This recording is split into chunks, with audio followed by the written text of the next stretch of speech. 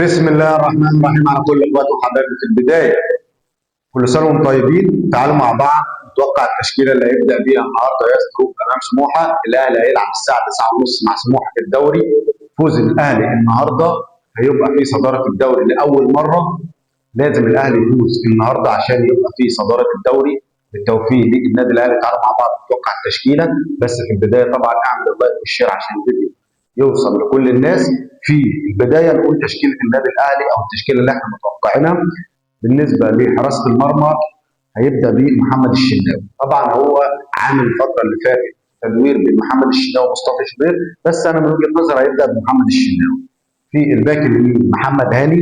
جنب محمد هاني بعد طبعا غياب ياسر ابراهيم هيبدا بهادي رياض. يبقى جنب محمد هاني هادي رياض. جنب هادي رياض ياسين مرعي. جنب ياسين مرعي في الباك الشمال هيبقى يوسف بالعمري. ده بالنسبه لخط الدفاع النادي الاهلي: محمد هاني هادي رياض ياسين مرعي يوسف بالعمري.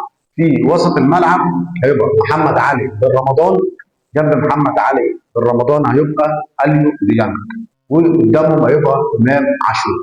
يبقى عندك وسط الملعب محمد علي بن رمضان، اليو ديانج، امام عاشور. في الهاف الشمال بن شرقي.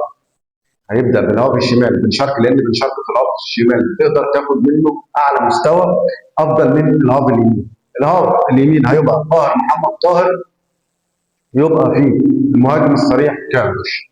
ده بالنسبه للتشكيله اللي احنا توقعناها اللي هيبدا بيها ياس جروب. برضه قول التشكيله بتاعتك في الكومنتات وتوقعك للنتيجه. من وجهه نظري النادي الاهلي هيفوز النهارده 2-1 على سموحه يتصدر الدوري. بالتوفيق للنادي الاهلي النهارده. استنونا في فيديو جديد. اهم حاجه اللايك والشير عشان الفيديو يوصل لكل الناس.